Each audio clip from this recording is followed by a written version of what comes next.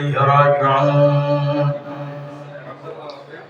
صلى الله عليك يا مولاي يا أبا القاسم يا رسول الله، وعلى آلك المعصومين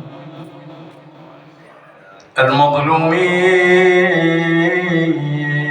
لعن الله الظالمين لكم من الأولين والآخرين إلى قيام يوم الدين. يا ليتنا كنا معكم فنفوز فوزا عظيما يا غريب يا مظلوم. كربلاء بنفسي الذي لاقى من القوم صابرا، أذى لو يلاقي يذبل ساخ يذبل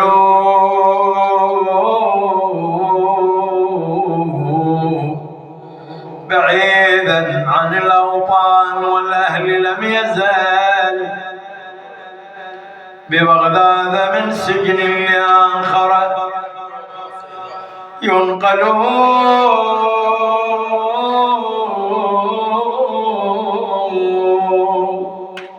وذا السلام السم بن شايك غيلة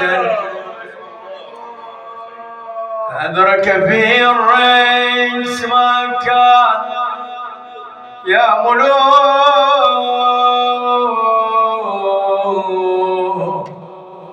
قضى فغدا ملقى على الجسر نعشه، له الناس لا تدنوا ولا تتوصلوا،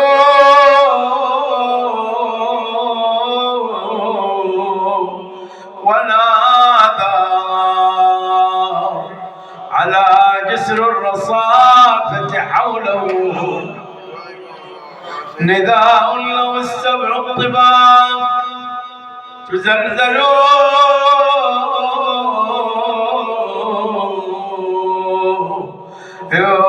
ما شاف في الدنيا ولا ساعة هنية،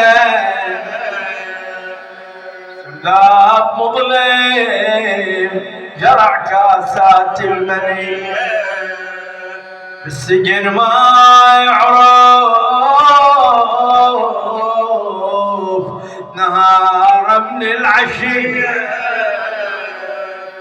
فضل صبر قضاء حياته والصبر مر، آمر ضاغط شيء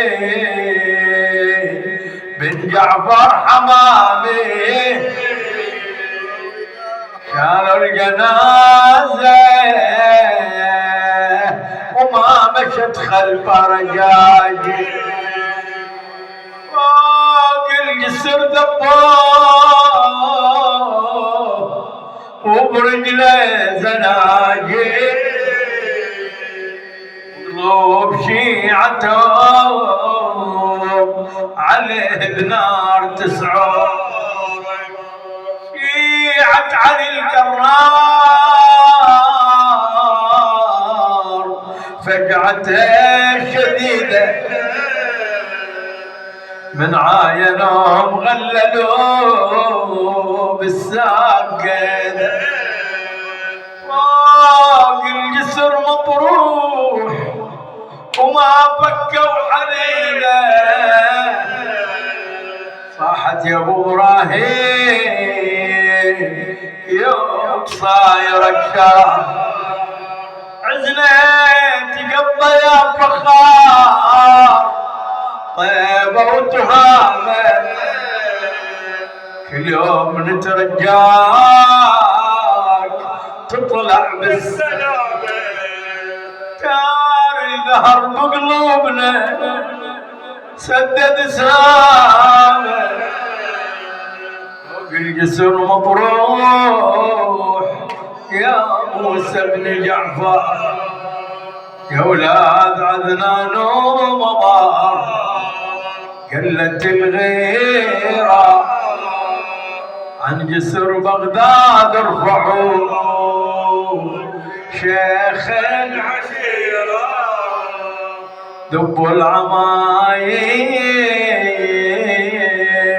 وامشوا بجانب سريرة ثور ترى ما بين صدق عليه ينغار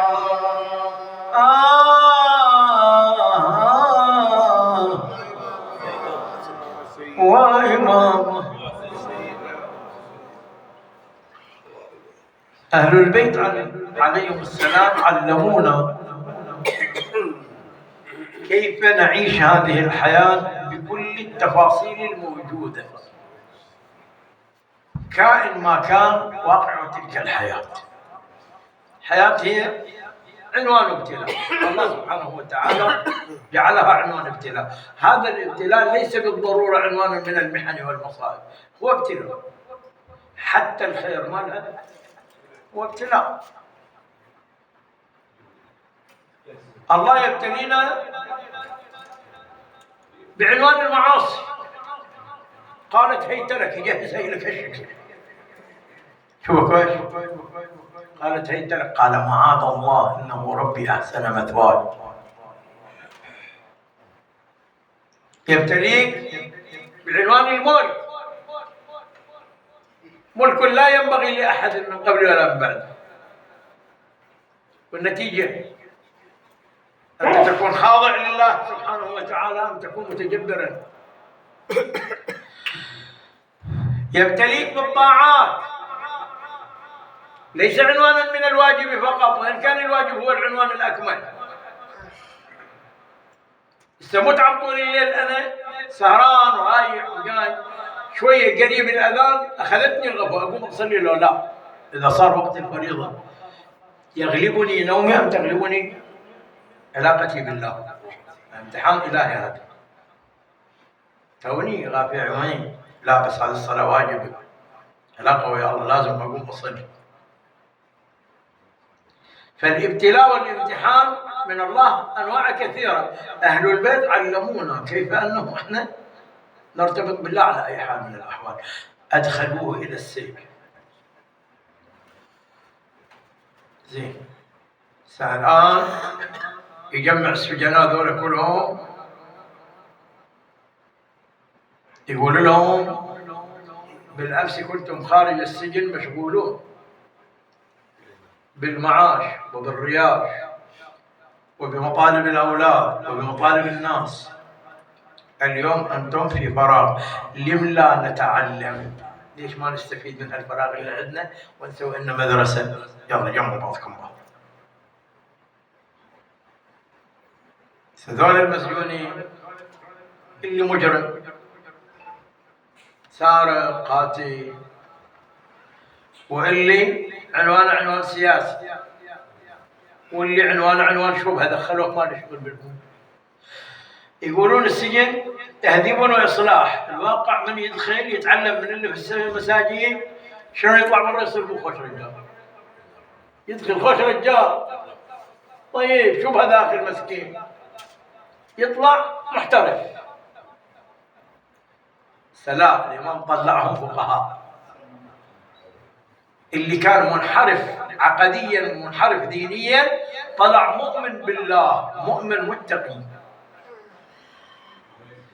رب جيل ذلك السجن. لكن أول ما ابتدى قال لهم يا جماعة، نعم، قال إن بينكم من ليس منكم. سكتوا، راح يحكي وتبعدوا عن بعضكم. شوية جمعهم قال لهم تعرفون فلان هذا ترى مو مسجون، هذا جايبين عليكم جاسوس، وذاك تحت ثيابه خرقة، إذا فرقتم من عنده تبعدتم منه، كتب فيها اليوم فلان قال كذا، اليوم فلان سوى كذا، اليوم فلان فعل كذا. اليوم راحوا تعاونوا عليه، فتحوا ما تحت ثيابه، شافوا الرقعة، مزقوها وتحاشوا، بعد لا يحكون قدامه. وش فايدة من قعدته؟ طلع قال لهم الإمام الآن اتفقوا على بعضكم بعض، يلا خلينا نشتغل. هذا السجن وين؟ عند الفضل بن يحيى البرمكي في البصرة. الفضل بن يحيى أرسل إلى هارون قال له طلع من عندي وإلا أنا بطلع. وش قال عندي هذا يسوي؟ ما عندي وياه شغلة. طلعوه ودوه إلى الفضل بن الربيع. الفضل بن الربيع حطوه بسجن لوحده. يلا وش بتسوي؟ أمس كنت تعلمهم وتفقههم، اليوم أنت لوحدك وش بتسوي؟ يلا هذا الآن سجن انفرادي، ضايق نفسك عدل.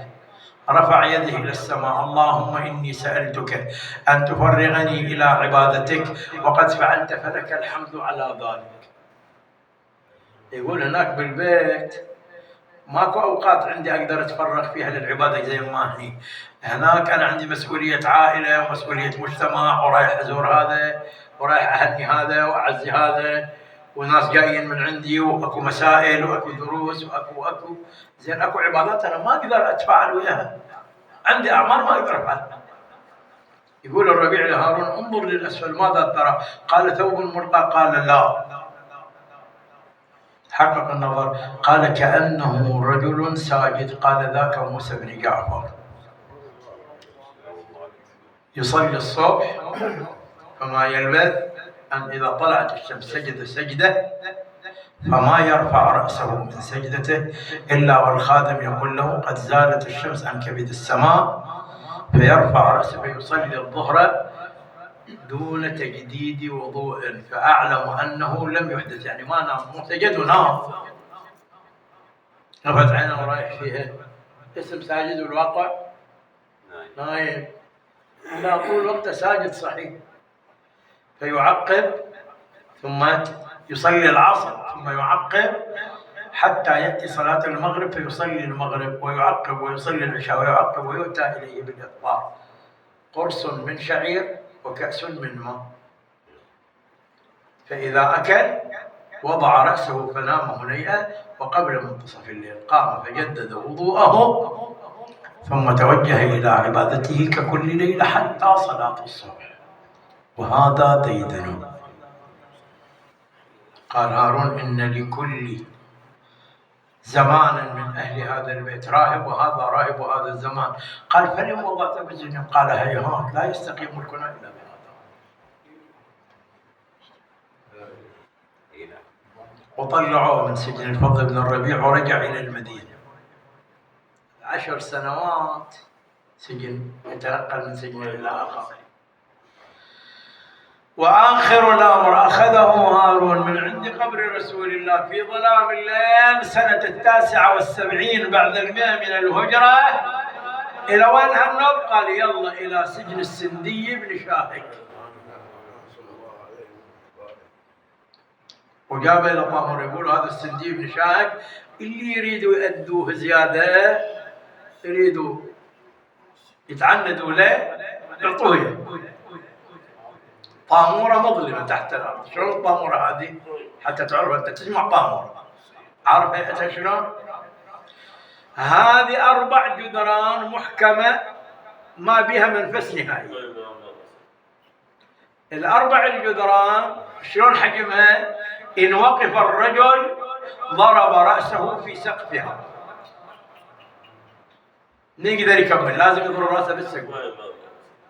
فإذا استلقى نام رجله في جدار ورأسه في الجدار الآخر. عرضها عرض رجل، العرض ماله عرض رجل، يعني يتقلل منه يضرب بالجدران مالته. جدار وجدار وجدار، والباب الحديدي. الباب الحديدي فيه كوة ما في منفس، فلازم يطلع وجهه من هالكوة مالت الباب حتى يتنفس. حاطين له جلواز من الجلاوزة واقف على الباب. متى ما وضع وجهه في الكوة إما يرفسه برجله وإما يركبه. زين، لا تحط وجهك، ما يقدر ما يحط وجهه اللي يتنفس. بتحمل الضربة ماكو مشكلة. أموت أنا ما أتنفس ما يصير. إلا بيحصل لك ما إلا بيحصل لك هاي الطامورة مالته. زين، هذه الطامورة لو هو الوحدة فيها يكفي. لكن عنده فيها شقد من الأقياد والأغلام. 40 رطل حديد ملبسة على بدنه ما شالت، ما شالت من زين 4 سنوات على هالحالة، مو يوم يومين 3 أسبوع شهر، 4 سنوات. هذا حالته، هذه حالته له يوميا، بل كل ساعة من ساعات، حتى نحول للبدن. يقول الشيخ الكاشي عليه الرحمة، يقول حملوا جنازة الإمام 4 من الحمالين، من ثقل الإمام يحملوا 4 من الحمالين. تعرف ايش معناته 4 من الحمالين؟ حتى أوجهك هذه يعني حتى تعرف. حمالين السوق ذول اللي يحملوا، اللي يشيلوا المتاع للناس اللي اشتروا، ذول من استشهد الإمام راحوا جابوا لهم من السوق هناك، قالوا لهم تعالوا عندنا حاجة نبغى تحملوها. شوف الاستهانة وين. يقول فليش حاملين 4 من الحمالين؟ ما في ثقل الإمام غير ضعف بدنه، محتاجين 4 من الحمالين حتى الأغلال اللي على بدنه يشيلوا. هاي الأغلال شلون يشيلوها؟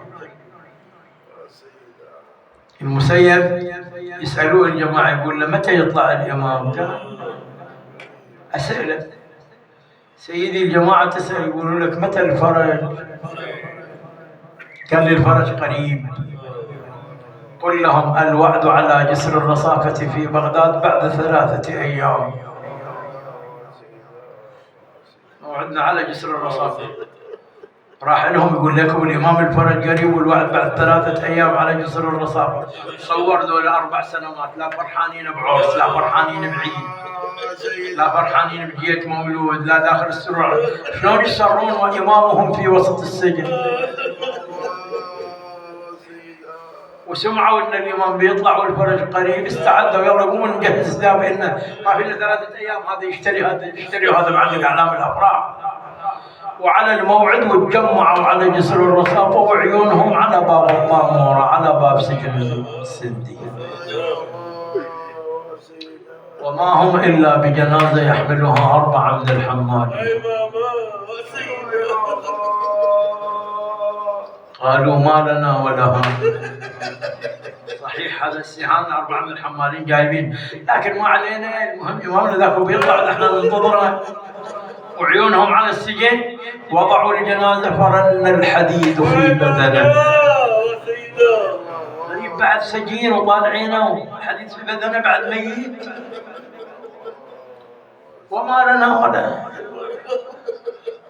مهمنا اليوم أن إمامنا سوف يخرج، وإذا بالنداء يصك الأسماء على ومن أراد التفرق